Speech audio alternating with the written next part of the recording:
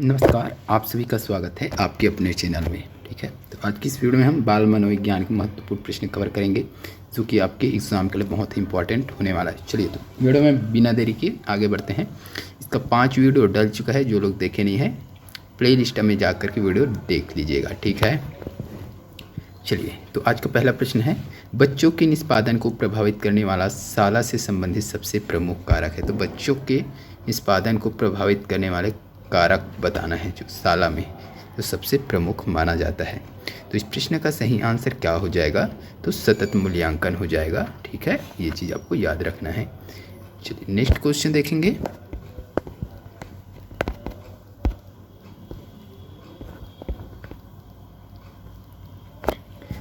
अधिगम संबंधी कठिनाइयों और कमियों के स्वरूप का निर्धारण होता है। इसका सही आंसर हो जाएगा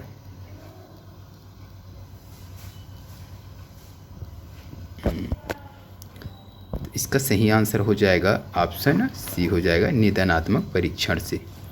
नेक्स्ट क्वेश्चन देखेंगे, बच्चों में सामाजिक भावनात्मक संबंध बनाने की कठिनाई की समस्या को एक शिक्षक कैसे पहचानेगा? तो भिन्न भिन्न परिस्थितियों में उसका व्यवहार का अवलोकन करके पहचानेगा भाई। नेक्स्ट क्वेश्चन देख लीजिए, निम्न में से बहुबुद्धि का प्रकार नहीं, बहुबुद्धि का प्रकार कौन से नहीं है? तो इस प्रश्न के लिए सही आंसर हो जाएगा ऑप्शन डी हो जाएगा, विश्लेषण बुद्धि। ये बहुबुद्धि का प्रकार नहीं है। नेक्स्ट क्वेश्चन देखेंगे, आर्किमिडीज ने अपनी समस्या का हल तब पाया जब अपने स्नान टब में था। यह सृजनात्मकता की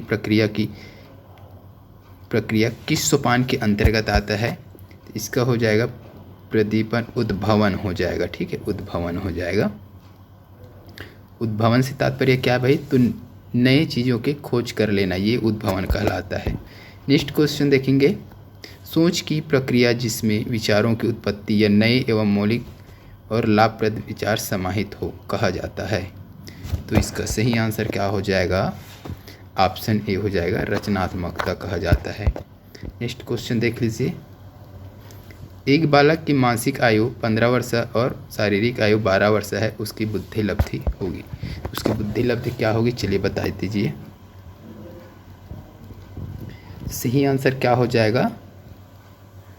ऑप्शन बी हो जाएगा। ठीक है, बुद्धि लब्धि का सूत्र मानसिक, इसके बाद शारीरिक हो जाएगा, इधर इंटू 100 कर मार रखिएगा, ऊपर 15 कर दीजिएगा, नीचे 12 कर दीजिएगा। ठीक है, ये 12 हो गया, इधर 100 कर देना है, 3 चौके 12 हो जाएगा, इधर 3 पंचे 15 हो जाएगा, 4 25 हो जाएगा, और 25 पंचे 125। ठीक है, इसको याद रखना है। चलिए नेक्स्ट क्या है, किस प्रकार का मूल्यांकन विशेष आवश्यकता वाले बच्चों की पहचान करता है? तो निरंतर, योगात्मक, डायग्नोस्टिक। तो डायग्नोस्टिक हो जाएगा क्या इसका? बिल्कुल हो जाएगा भाई, डायग्नोस्टिक हो जाएगा। नेक्स्ट क्वेश्चन देखेंगे, एक बालक जिसकी बुद्धि लब्धि 85 है उसे वर्गीकृत किया जाएगा। बुद्धि लब्धि 85 है तो उसे किसमें वर्गीकृत किया जाएगा भाई? मंद बुद्धि में आ जाएगा क्या कि सामान्य बुद्धि से अधिक? तो अधिक नहीं आएगा, श्रेष्ठ नहीं आएगा, सामान्य और मंद बुद्धि में से आपको बताना है। क्या सामान्य का कितना है ये चीज़ आपको पता है तो ज़रूर बता सकते हैं भाई। क्या होगा इसका सही आंसर? मंद बुद्धि हो जाएगा। ठीक है, सामान्य की अगर बात करें तो क्या हो जाता है? सामान्य 90 से 110 है ना, और श्रेष्ठ की बात करें तो श्रेष्ठ कितना है भाई? 120 से 140। ठीक है, सामान्य से अधिक क्या हो जाता है? 110 से 120 तक। ठीक है, सामान्य से अधिक, और सामान्य 90 से 110। ठीक है, मंद बुद्धि 80 से 90। ठीक है, चलिए नेक्स्ट क्वेश्चन क्या है, बुद्धि के द्वितत्व सिद्धांत के अनुसार व्यक्ति की बुद्धि का विशिष्ट तत्व तो 5 तत्व है। तो कौन सा है भाई? पंच तत्व।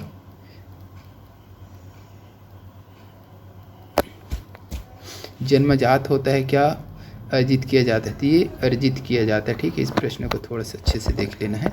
नेक्स्ट क्वेश्चन देखेंगे,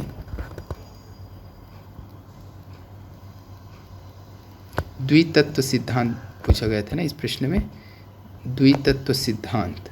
ठीक है, बुद्धि के द्वितत्व सिद्धांत के अनुसार व्यक्ति का बुद्धि का विशिष्ट तत्व अर्जित किया जा सकता है, अर्जित किया जा सकता है। कौन कौन सा? सामान्य जन्मजात होता है, विशिष्ट अर्जित किया जाता है, ठीक है। तो जी मतलब सामान्य जनरल, ठीक है, और एस का जो होता है स्पेशल, है ना। जी आता है, जी कौन सा है? तो सामान्य, और एस क्या है? स्पेशल यानी कि विशिष्ट, ठीक है। ये अर्जित किया जाता है और सामान्य जो होता है वो जन्मजात होता है।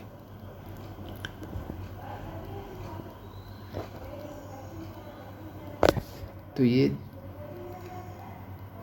एस है ना, ये 5 लिखा गया है, ये एस है, विशिष्ट तत्व यानी कि एस तत्व, ठीक है। ये विशिष्ट बोला गया है यानी कि एस तत्व बोला गया है, ठीक है। तो ये एस है भाई।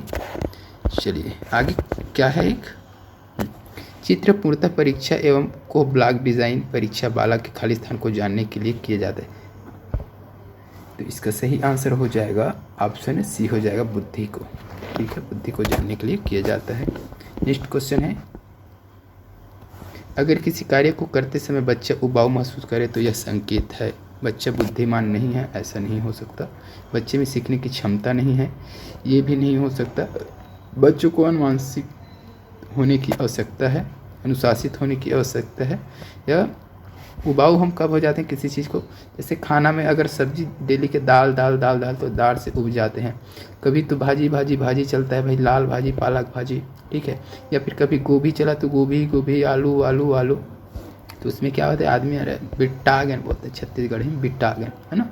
तो ये उबाऊ हो जाता है। तो कार्य यांत्रिक रूप से दोहराया जा रहा है, तो ये दोहराने पर, जो कुछ चीज़ों को दोहराने पर क्या होता है? आदमी उब जाता है। तो ऑप्शन डी सही हो जाएगा इस प्रश्न के लिए। चलिए नेक्स्ट क्वेश्चन क्या है देख लेंगे। बुद्धि एवं बुद्धि परीक्षण के महत्व का निम्नलिखित में से किस कथन से पता चलता है? तो इसका सही आंसर हो जाएगा ऑप्शन डी हो जाएगा, उपरोक्त सभी, ठीक है। तो बुद्धि एवं बुद्धि परीक्षण के महत्व का निम्नलिखित में से किस कथन से पता चलता है? तो ये सभी से पता चलता है। वीडियो रोककर पढ़ लीजिएगा एक बार, आगे बढ़ता हूँ मैं, है ना।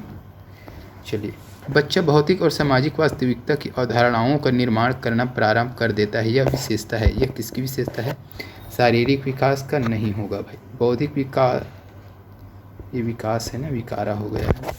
संवेगात्मक विकास और सामाजिक विकास। तो क्या बच्चा भौतिक और सामाजिक वास्तविकता का अवधारणा का निर्माण करना शुरू कर देता है। तो इसका सही आंसर क्या हो जाएगा भाई? सामाजिक। कहाँ चल दिया है ये? सामाजिक में ना, तो सामाजिक विकास होने लगा है उसका। चलिए नेक्स्ट क्वेश्चन देखेंगे। निम्नलिखित में से कौन सा बौद्धिक विकास का तत्व नहीं, बौद्धिक विकास का तत्व नहीं है? क्या नहीं है भाई, जल्दी बता दीजिए। बौद्धिक विकास का तत्व तो सहनशीलता है। ये सहनशीलता को बौद्धिक विकास से कोई लेना देना नहीं है भाई। सृजनात्मक हो जाएगा, चिंतन करना आ जाएगा, कल्पना कर लेगा वो, ठीक है। सृजन मतलब कुछ नई चीज़ें का निर्माण कर लेगा या खोज कर लेगा। चिंतन किसी चीज़ के बारे में सोचेगा, कल्पना किसी चीज़ के बारे में सोच कर उसका इमेज बनाएगा, ऐसा होगा तो ऐसा होगा, ठीक है। तो ये सहनशीलता नहीं होगा, इसका सही आंसर हो जाएगा ऑप्शन सी हो जाएगा। चलिए नेक्स्ट क्वेश्चन क्या है। शिक्षण योग्य बच्चों की बुद्धि लब्धि होती है। शिक्षण योग्य बच्चों की बुद्धि लब्धि क्या होती है? तो इसका सही आंसर हो जाएगा ऑप्शन बी हो जाएगा, ठीक है। 50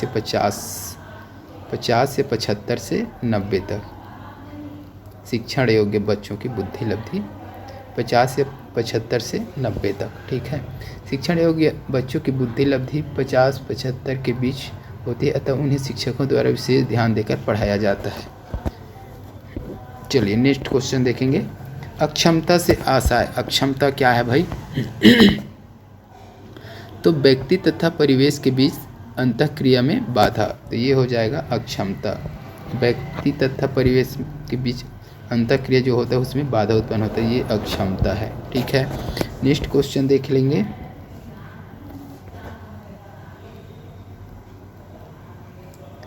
बच्चे की बुद्धि व विकास के अध्ययन के लिए कौन सा तरीका बेहतर होगा? बच्चे की जो बुद्धि और विकास होता है उसका अध्ययन करना है तो बेहतर तरीका कौन सा है?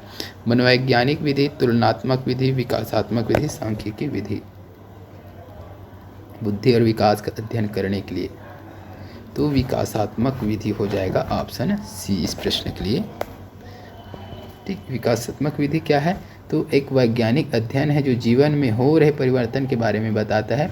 बालक द्वारा अर्जित ज्ञान के भंडार का स्वरूप विकास की प्रत्येक अवस्था में परिमार्जित होता रहता है।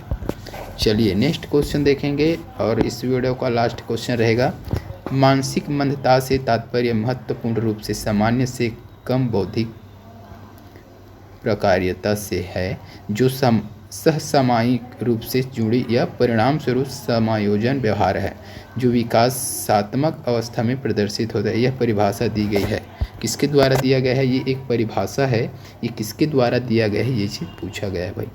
तो इस प्रश्न का सही आंसर क्या है? डी हो जाएगा, ऑप्शन डी, AAMR। तो इस अवस्था में बच्चा यह मान लेता है कि अन्य लोग भी ठीक उसी तरह महसूस करते हैं, देखते हैं और सुनते हैं जैसे बच्चा करता है। ठीक है, चलिए तो आज की इस वीडियो में बस इतना ही। वीडियो अच्छी लगी है तो लाइक कर दीजिएगा, शेयर कर दीजिएगा। जल्द मिलते हैं इसके अगले पार्ट के साथ, तब तक के लिए वंदे मातरम, जय हिंद। और बाल विकास मनोविज्ञान का जो बहुत सारा क्वेश्चन डला हुआ है प्लेलिस्ट में, तो पूरा वीडियो देखना है तो प्लेलिस्ट में जाइए, वहाँ आपको पूरा वीडियो मिल जाएगा। ठीक है।